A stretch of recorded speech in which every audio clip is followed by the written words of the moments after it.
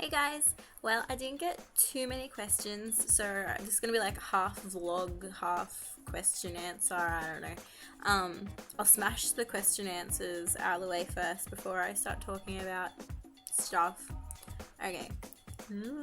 Oh yeah, this is like the first time I've used the webcam thingy on my brand new laptop, so I'm sorry if it's kind of not that great, but it's easier than my phone because I've got both my hands kind of. Okay, well the first question is what kind of laptop did you get and what great friends you have, lucky girl. Well, I do have amazing friends, they're freaking awesome. I got a, what do you call it, a HP Pavilion G6 apparently. I know nothing about computers. I only use computers to use like Tumblr and Facebook and put my photos on and stuff. I don't really know much about computers and stuff, so yeah, but it's really cute and it's white. So it's my very first white computer. I've had like a blue one and a black one, and now I've got a white one, so that's cool. And somebody asked me earlier, I was going to publish it because it was before I said the question and answer thingy, but I'll answer it on here, and I hope the anon who wrote it watches this. Says, hey gorgeous, I'm just wondering, since you're a vegetarian and a mother, have you raised your children vegetarian? I ask because I've been a vegetarian for 8 years and I've always wondered what I would feed my future baby. Thanks.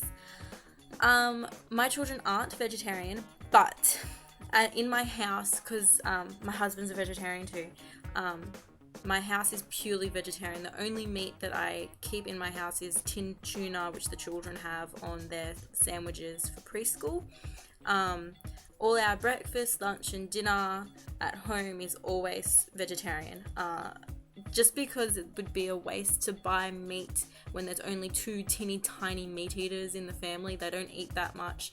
But when we go out, they can pick whatever they want to eat, and usually it's things like, you know, chicken and stuff like that. And when they're over at my mum's house, they'll have whatever mum and dad are eating. I think it's really up to them. Jake is very well informed of where the food comes from. He knows that chicken is chicken. He knows that, you know, beef and stuff is like in steak and everything. So he knows what they are, and he doesn't seem affected by it yet. If he is when he's older, then that's cool. If he's not, then whatever, it's his choice. He can decide. Got another question. How many calories do you eat in a day? I don't count calories. I haven't for a while. When I was counting calories, I was eating a minimum of 1,500. My net calories would never be lower than that. Yeah, but like I said, I haven't been counting calories. At the moment, I'm probably eating like a gazillion. What is your current workout routine? At the moment, I'm not actually working out. I was supposed to go for runs with my sister when I was down in Sydney, but my holiday was cut short and I didn't actually end up doing that. As of tomorrow, I'm going to get back into my running and yoga. I will run tomorrow morning after I drop the kids off at preschool, and hopefully I'm going to aim at 3 days of running. There's only 3 possible days I can do running at the moment, so that will be Tuesdays, Saturdays and Sundays, and I will do my yoga hopefully 3 times as well. And I really want to get back into 6 Week Six Pack. It's a really good DVD and I highly suggest it to anybody looking for something a bit different. So I'm going to try and do that too, try and fit that in as well. What's your favorite breakfast? I love peanut butter on toast and banana chopped on top. That's my favorite. I absolutely love it. I will live off that. Sometimes I have that for like lunch as well. It's like my guilty pleasure. I love it so much. It's so good.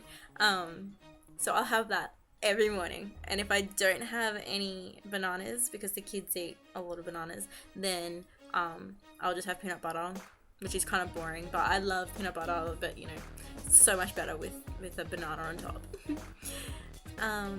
Why did you go to Sydney and are you okay?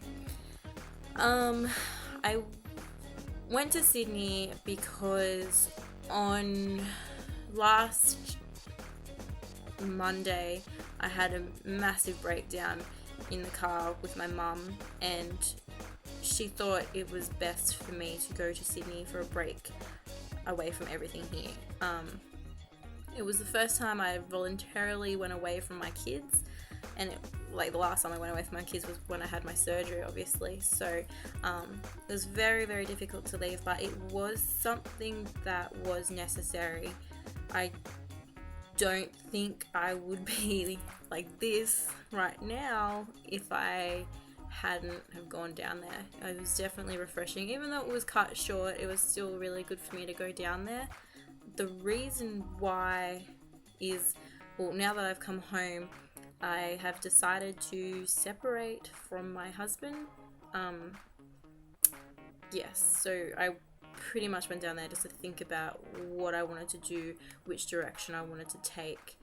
And honestly, I don't want to go into details to the whys and stuff, but you know, there comes a point in your life when you have to sit down and look at yourself and see, you know, why are you not happy, and try and fix that, because everybody deserves to be happy. And when you're a mom especially, you're constantly putting everybody before yourself. It's just nature to put everybody before yourself. And it was time for me to admit that there was a problem and try and fix it. And this is what I'm doing to try and fix it, and hopefully it does. So I'm hoping to be a lot happier and more independent. So that's it, really. I don't have any more questions, but I will talk about some stuff. A lot of people gave me crap about having male friends. This is absolutely ridiculous. And I even I think it was from the movie 500 Days of Summer, where it's like a boy and a girl can't just be friends. Like, they can be, but you know, at one point they will fall in love. Alright, that's fucking bullshit. I have been friends with tons of guys and it has just stayed purely friendship. It hasn't ever gone anywhere else, and the reason why I'm not friends with them anymore is because they just ended like any other friendship would. Like, friendships with females have ended too. Doesn't mean one of us fell in love with the other one, it just means that the friendship ended, and that happens. And it's ridiculous to think that a male and a female can't be friends. My friend Andrew, who's the person who was getting shot down last week, he's just a friend. I met him through Fly. He went to school with Fly.